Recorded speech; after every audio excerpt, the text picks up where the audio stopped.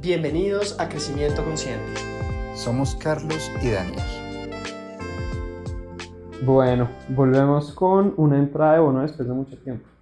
Después de bastante tiempo, los teníamos un poco olvidados. Y para los que son nuevos en Crecimiento Consciente, los que nos siguen desde este año, las entradas de bono es como nuestra oportunidad de hablar de esos temas que nos apasionan por uno u otro motivo. Música, matemática, biología, filosofía, historia, mucha economía recientemente en mi caso. Programación, inteligencia artificial. Inteligencia artificial ya está como en un terreno gris porque cada vez lo metemos más en emprendimiento y liderazgo, pero sí, sin duda alguna también ha tenido su espacio en esa sección de bono. Entonces, nada, volvemos con esta entrada sobre economía a raíz del tema de moda, que es los aranceles y la guerra comercial que ha desatado el gobierno del presidente Donald Trump contra el mundo entero, básicamente, porque eso fue indiscriminado contra aliados y rivales por igual, con su famoso Día de la Liberación. Eso fue el 2 de abril, si mal no recuerdo. Ya un mes. Ya un mes exacto desde el Día de la Liberación de Estados Unidos. Entonces, nada, quería tomarme el espacio y acá procurar hacer lo más sucinto posible porque hay muchísima tela por cortar dentro de la entrada. De hecho, pues Daniel lo sabe, llevo como 5 semanas desde que este tema se empezó a ventilar con fuerza, trabajándole, estructurando de a poquitos, intentando encontrar este muy esquivo balance entre el rigor y la pedagogía en estos temas. Es muy difícil. Hasta los mejores periodistas económicos de Bloomberg, Financial Times y Economist les cuesta. Para intentar esclarecer las dudas que pues seguramente algunos de ustedes todavía tienen, porque también muy seguramente ya a estas alturas tienen alguna opinión informada y les parecerá hasta trillado el tema, pero créanme que está lejos de terminarse y le faltan muchos rounds a esta guerra comercial y pues creía que todavía estaba muy al lugar, muy pertinente, aprovechando esta calma chicha de los 90 días de pausa que introdujo Trump y que vamos más o menos por la mitad, un poquito menos de la mitad de esos 90 días. Y un paréntesis importante es que ya tenemos una entrada de las proyecciones. De lo que se venía en este año, y recuerdo que en gran parte de eso hablamos del impacto que iba a tener el cambio de gobierno en Estados Unidos. Entonces, si no tienen muy claro de qué estamos hablando, recomiendo ir a ver ese video donde hablamos bastante del impacto económico y creo que se fue un bono. Sí, fue un bono y lo refiero en este, y ahí aprovecho para darme palmadas en la espalda de que algunas de esas predicciones se han cumplido. Sí. Ahí mencionábamos que sin duda alguna la mayor fuente de inestabilidad geopolítica y económica a nivel internacional era la llegada del gobierno Trump y todo el recambio, que ya no terminó siendo ni tan recambio gracias a Trump, en otros, digamos, países pues, que marcan la parada a nivel mundial, como el caso de Canadá, como el caso de Australia, el sábado pasado. Y bueno, así está siendo. También mencionaba en ese momento que creía que lo que se conocen como los bond vigilantes en inglés, que en español sería algo así como los justicieros de los bonos, iban a torcer el brazo de Trump, iban a moderar de cierta manera su radicalismo en su ideología, y hasta ahora ha sido así parcialmente porque Trump anunció esta pausa del paquete de aranceles generalizado, con excepción de China, hasta que, más bien en el momento en que el mercado de bonos se empezó a deteriorar dramáticamente. O sea, parecía que estaba inmune al comportamiento de la bolsa de valores. Sí, la bolsa de valores estaba en picada y no le importaba, pero cuando ya los bonos empezaron a deteriorar y cuando ya empezó a posarse o postrarse sobre pues, estos justicieros de los bonos y decirle como, listo, si sigues así, el deterioro en el costo de tu deuda va a ser considerable. Ahí fue cuando decidió recular. Pero no obstante, está teniendo implicaciones materiales sobre el desempeño de la economía, no solo en Estados Unidos, sino a nivel mundial. Para la muestra, la semana pasada, pues se anunció que en el primer trimestre del año la economía estadounidense, que venía, como dirían coloquialmente, viento en popa, decreció. Por primera vez por primera vez desde la pandemia. Por primera vez desde la pandemia. Y pues si las cosas siguen así, es muy probable que enlace un segundo trimestre de crecimiento y por ende caiga en lo que técnicamente en economía se denomina una recesión. Y hay que decirlo a todas luces autoinfligida porque venía de mil maravillas y fue por acciones y todo el impacto que tiene, inflación y todo lo que... Además, es una recesión con la particularidad de que no va acompañada de una caída en el ritmo de crecimiento de los precios, que es lo que llamamos una desinflación los economistas, que es lo que suele pasar con las recesiones que son inducidas por una caída en la demanda de la económica, sino que en este caso es la temida estanflación, que llaman, que es lo que pasaba por allá a mediados, en la segunda mitad del siglo pasado, en Estados Unidos, en el 78 fue su última gran estanflación, y en los países latinoamericanos, que ha pasado mucho, de esto sí sabemos un montón, que es la mezcla entre bajo crecimiento, más bien recesión o contracción económica, y inflación, y inflación creciente, y eso pone pues en aprietos durísimos a todo el mundo, empezando por los bancos centrales y pasando por los gobiernos, en fin. ¿Y por qué? Y acá voy como al corazón del problema con los aranceles. Pero yo quiero hacer un pequeño paréntesis ahí, es para los que no sabemos mucho de economía, un pequeño paréntesis de qué son los aranceles. ¿Qué es un arancel? Y qué es el libre comercio. Muy al lugar. Entonces, un arancel no es otra cosa sino un impuesto a una importación. ¿Sí? Entonces, si compras un televisor que no fue hecho, en nuestro caso en Colombia, sino fue hecho en Corea o en la China o en Estados Unidos, un arancel es decir, listo, tú señor productor o tú señor importador que está trayendo el producto allá, quieres vender ese producto en este territorio, tienes que pagar un impuesto de X% por ello. Ese impuesto se paga al traer, no a la hora de vender al momento el de producto, importarlo. Pero, por supuesto que buena parte de ese impuesto se traslada a los consumidores finales, que es una de las grandes falacias de Trump en su argumento pro aranceles en Estados Unidos, que es decir, no, esto lo que es un impuesto a los productores, pero eso no es cierto. Los que terminan pagando buena parte del costo, y pues aquí juegan muchos factores técnicos económicos en los que no quiero andar, son los consumidores finales. ¿Sí? Lo paga uno mismo. Entonces, que el televisor se sube al el doble. El importador dice, bueno, entonces te traslado tanto porcentaje. Dependiendo de la naturaleza del bien, de si es más o menos necesario, etcétera, es lo que se llama las elasticidades y la regla de Ramsey, bueno, temas técnicos económicos que no vale la pena, pues el consumidor final va a asumir en mayor o menor proporción ese arancel.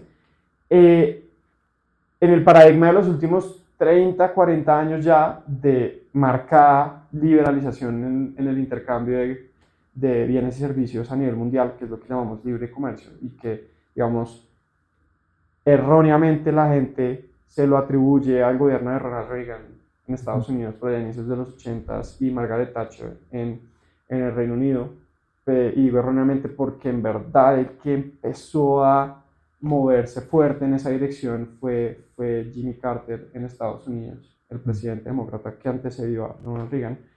Pero desde entonces, pues, hubo una tendencia de liberalización y, oiga, bajemos los aranceles a nivel mundial, bajo la égida de Estados Unidos y Reino Unido, digamos, este bloque que, pues, erróneamente catalogan de neoliberal.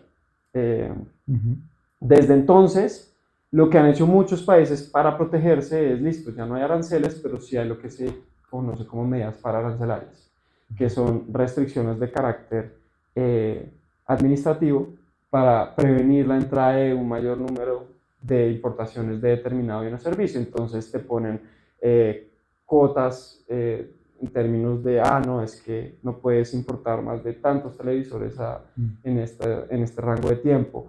o quieres importar determinados productos agrícolas o pecuarios, entonces tienes que pasar por estos y estos estándares de calidad que por lo general son prohibitivos, etc. Y está demostrado que países como Colombia, después de esta gran oleada de liberalización mediante aranceles más bajos, han incrementado más que proporcionalmente sus medidas restrictivas de comercio para arancelarias y hoy están más cerrados de lo que estaban antes del inicio de esta fase de liberalización de libre comercio.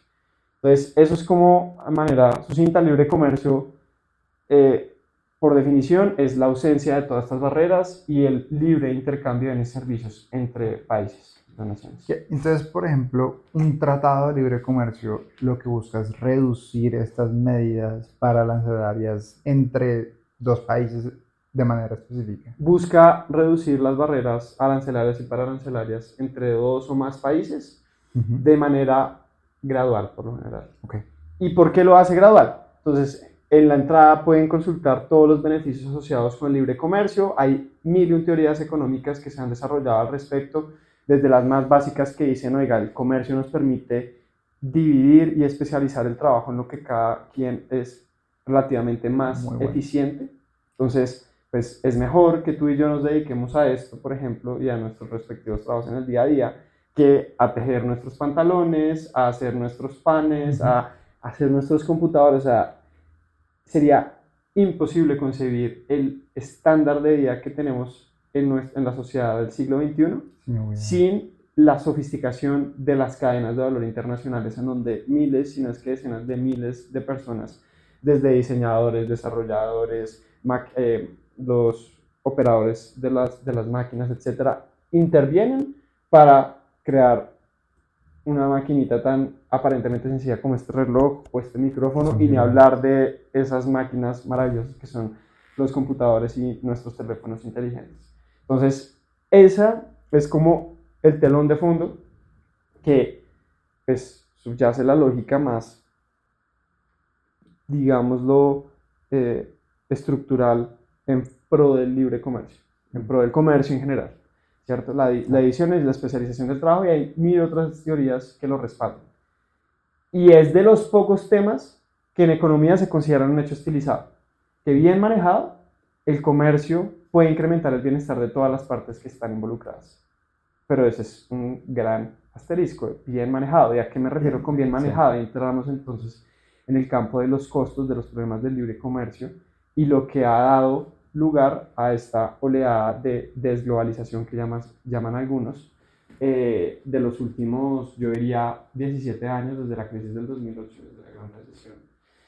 Y los modelos más básicos lo predicen: cuando hay aperturas comerciales hay ganadores y perdedores, ¿cierto? Entonces, cuando tú tenías la economía cerrada, hablemos de Colombia, tenías a los grandes conglomerados, gremios, o ni siquiera también necesariamente los grandes, también tenías a los pequeños productores de textiles, las ensambladoras de vehículos, etcétera, etcétera, que tenían ya sus rentas capturadas, que pues tenían sus modelos de negocio montados y todo su sustento en torno a ello, y comunidades enteras que dependían de eso. Y si quieres, salgámonos de Colombia y vamos al llamado cinturón de acero de los Estados Unidos en el medio oeste americano, que cuando decides abrir la economía y darle cabida a esos otros productores, esos otros países que son mucho más eficientes que tú en esa especialización del trabajo de los bienes textiles, la manufactura, etcétera, como los países del sudeste asiático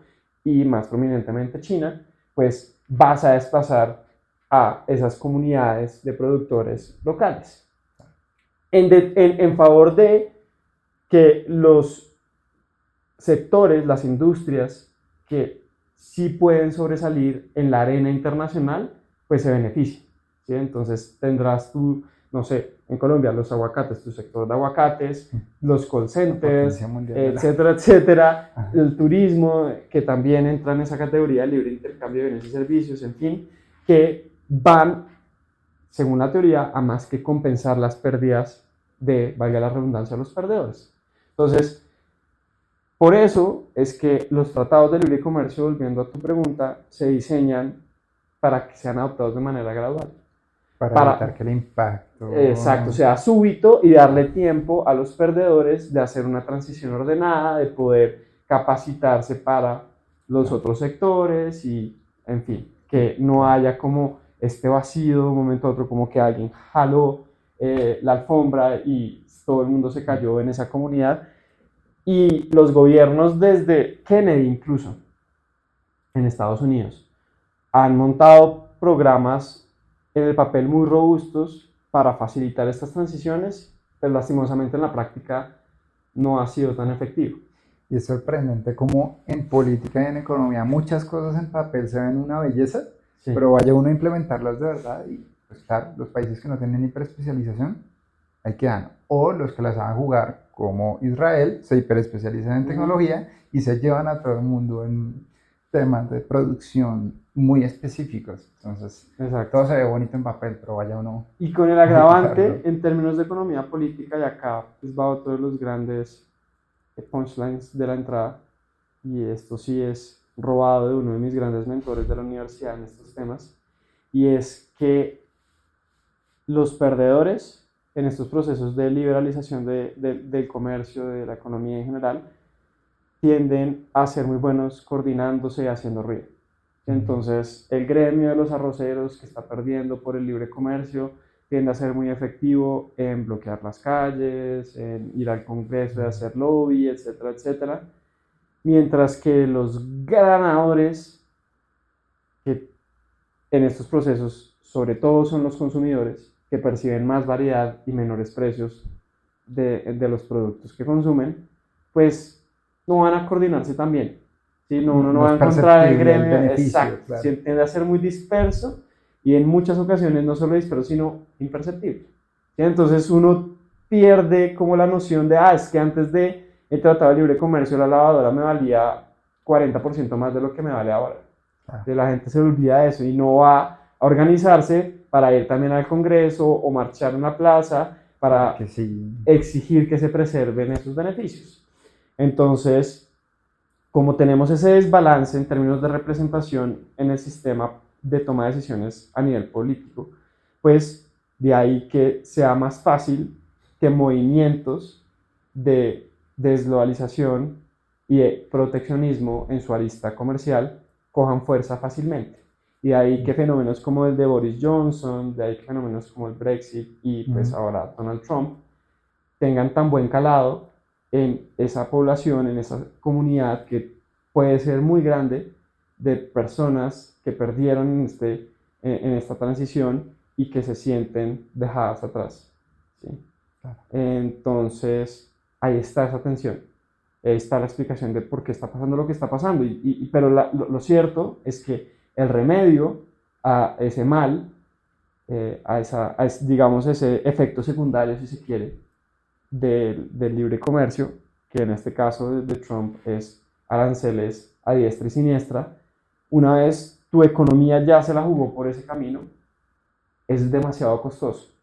Ya que hoy es demasiado costoso salirte. Entonces, hoy por hoy, estamos en un mundo interconectado extremadamente complejo, en donde las cadenas de valor de los productos más básicos, desde un lápiz hasta, de nuevo, el computador, el teléfono inteligente y los vehículos, que es una particular obsesión de Donald Trump, pues son demasiado sofisticadas, son demasiado complejas, en donde un vehículo puede cruzar la frontera, un vehículo producido en Estados Unidos puede cruzar las fronteras con Canadá y México hasta 7 veces en el proceso de su producción, ¿sí?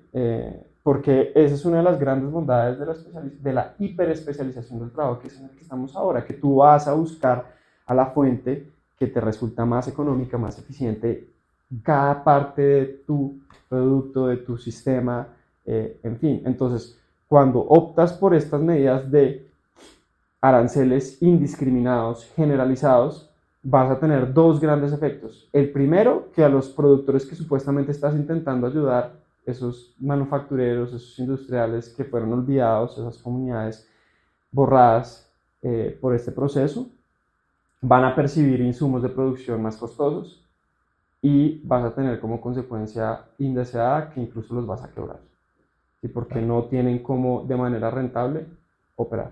Y la segunda, y pues más evidente, es que todo ese conjunto de bienes y servicios que son importados van a ser más costosos. Y con todas las ramificaciones que eso tiene desde el punto de vista de la demanda, que tú incrementes los costos, varias tiendas, varios negocios salgan de operar y pues contraigas la demanda de bienes y servicios en toda la economía y entres en esta espiral de esta inflación de la que hablábamos al puro inicio del entrada. 100%. Y bueno, para cerrar, ¿cuál es como esta conclusión del bono? ¿Cuál es este epílogo final?